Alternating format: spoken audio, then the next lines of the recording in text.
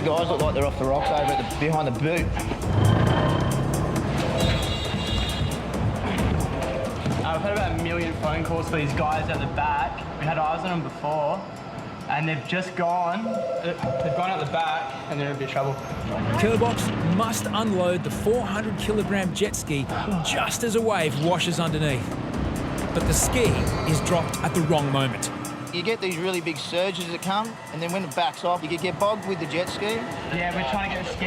We're getting the ski to go get them right now. Finally, Kerbox gets the surge that he needs.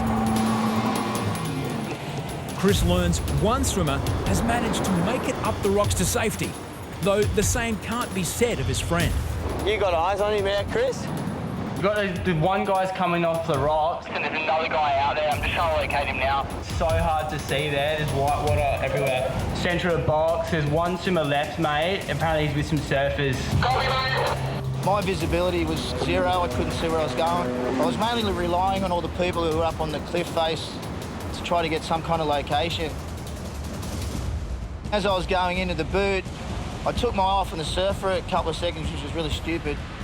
And this set just loomed up, and it almost could have trapped me between the rocks and this wave. So I had to turn around and hightail it out of there. And then everyone was screaming at me on the rocks, and I'd gone past him.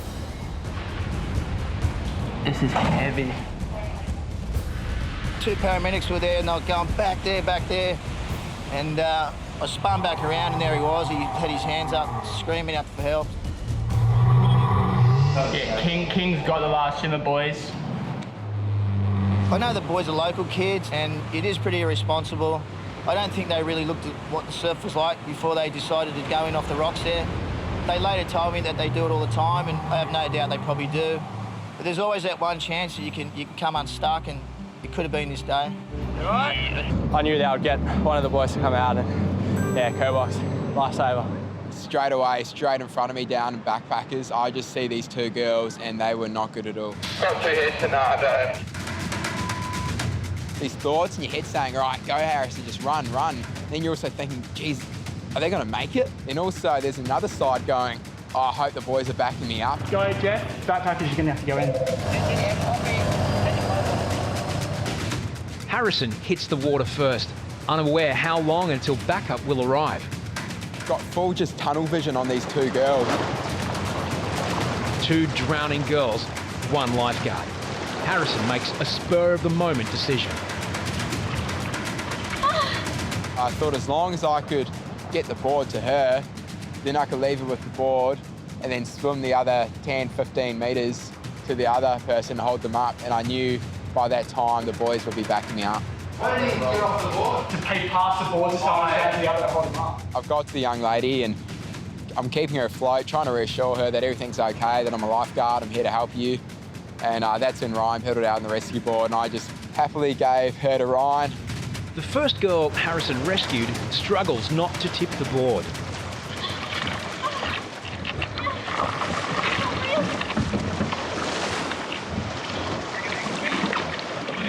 That was lucky.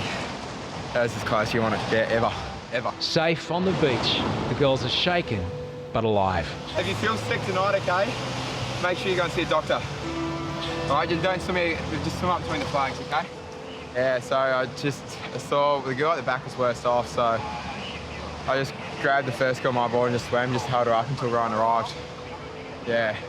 Just good that, you know, hard seeing singlets, both been lifeguarding for so long. Just know to keep an eye on the beach from where they are. Central to Nancy. You near the tower? 2 tourists are caught in a rip, but there are no lifeguards nearby. Troy breaks protocol and leaves the tower unattended.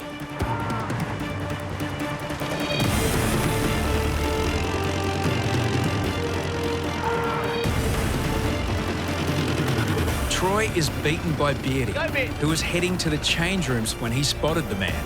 Yeah, Beardy's gone out.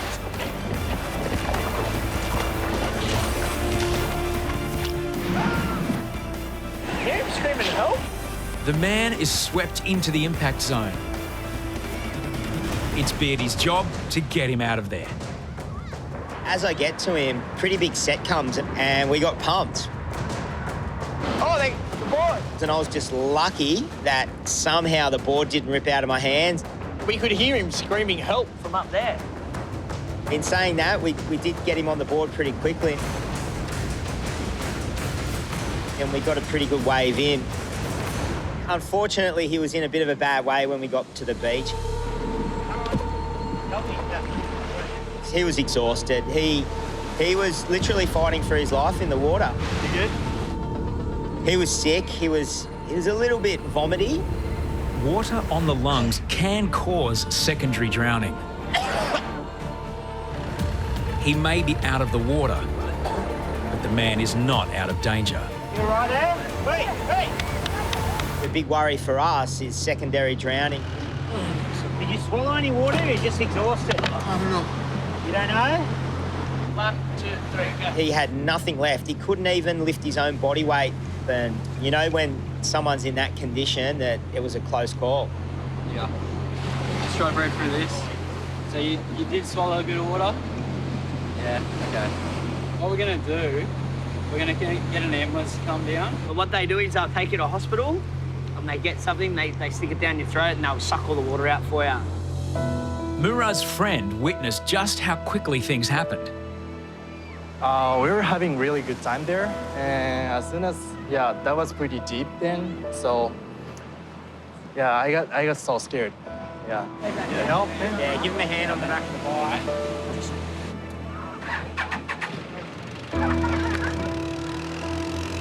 Ambulance, thank you.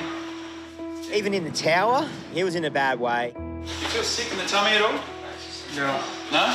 It's like I feel like somebody hit me. Dizzy? Extremely. Headache? Okay, take that in. Nice deep breaths. Okay. Oh, hello. Drag out of the water. You swallow your water? Yes, but I think it was less than a cup. Slow your breathing down, mate, all right? Murad is off to hospital for a full assessment. I kind of knew that he had swallowed water. I saw the waves breaking over his head and he's very lucky. Hearing the words unconscious patient, that's the last thing you want to hear being a lifeguard. I got about 20 metres away in the buggy and Jake was like, Jess, we're on, get ready. And I just looked and there was just 2 people doing CPR on this guy and I knew he was dead when we got there. He was blue in the face and he wasn't breathing. So I got straight on the radio and was like, get the defib down the southern end of the beach now. Jesse, Jake and other lifeguards performed CPR for 15 minutes before emergency services arrived. There was a fair amount of people working on this bloke to try and get him back. 2 ambulances, intensive care paramedics, as well as the Jewish emergency service, as well as us, all just trying to work on this one bloke. And he was definitely in a bad way. The man is a university professor from the United States visiting with his wife. Paramedics intubate the man to provide a clear airway. Once all the other paramedics arrived, we sort of hand over to them and then they took over compressions and we sort of just trying to help them out where necessary. I think Bisho was, he continued to just like bag up the patient. This is Jesse's first resuscitation. To look at someone laying on the ground lifeless, you can't prepare yourself for it. I was just in shock, like, just like saying to myself, keep yourself calm. CPR continues for 30 minutes. Start doing CPR.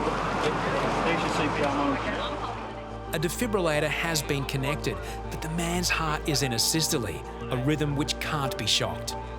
He was flatlining, so there was no rhythm at all. What have we missed? How'd that happen? Conditions are so unbelievable for swimming. But there are signs that point to the cause of the man's condition. The gentleman had a big graze on the crown of his head, right on the top of his head. When the paramedics injected him with the adrenaline, it seemed to have a dramatic effect.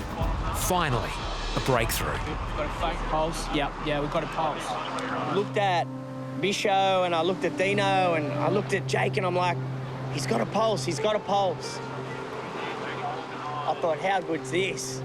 This is the first break to getting this guy back to life. The question remains, how did this happen in relatively small surf?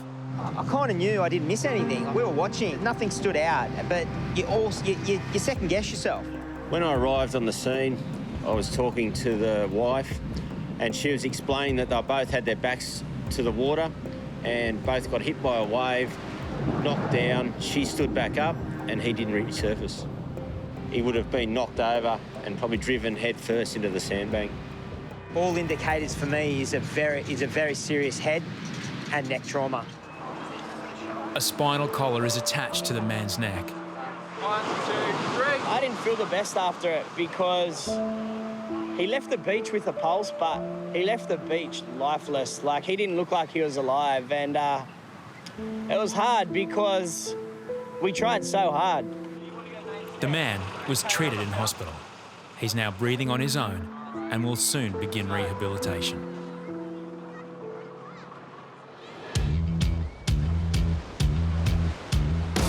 Maintaining peak physical condition, Bondi's lifeguards train every day. New techniques are constantly tried and tested. Some techniques are more experimental than others. A couple of years back, I was feeling a little bit sluggish and I knew I had more energy and more life to live. And I discovered something called the Wim Hof method. And it involves breathing, mindset and cold therapy. Translated, Dino's mind over matter therapy means climbing into a freezing cold ice bath. We're trying to understand what our body goes through, similar to someone that's drowning or a big wave surfer that's stuck at the bottom and they want to fight to get up. The lifeguard's goal? Endure 2 minutes in 2-degree water. Slide forward, nasal breathing. Those vital organs, Jack, yeah, there we go. Jesus. Here we go. Where are my balls? His earrings? No, you can't swear. No, Jesus, that's a stress response. You want to stay in control. So humans have evolved over millions of years going in and out of the cold. And in this modern day and age, we're not getting that cold shock anymore. 4, 3, 2, 1. Done. Good. Oh. Yeah, get out nice and slow. Look at Jack's body now.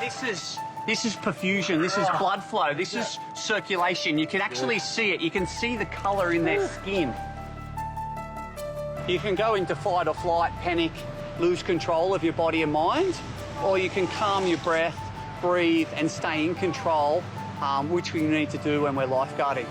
3, 2, under. The reason people drown is not often because the water pulls them under. It's because they panic, run out of air, run out of energy, and they give up. Yeah, you feel like cleansed, like you went through a baptism or something. Italian lifeguard Mario is next, and he's not known for a disciplined approach to training. I'll be alright, it should be easy. It's sunny, you know, walking in a park. It's so cold now. Mars, in! Oh, the water was freezing, mate. Like, it was hurting. Well, I mean, relax. Settle down. Relax, hold this one. I can't. Relax. I couldn't resist 1 second. You can. I can't. You can. You can. Breathe, close your eyes. Close your eyes and breathe. Dino's asked me to do it again. I will only say I will do it in the Mediterranean with 28 degrees.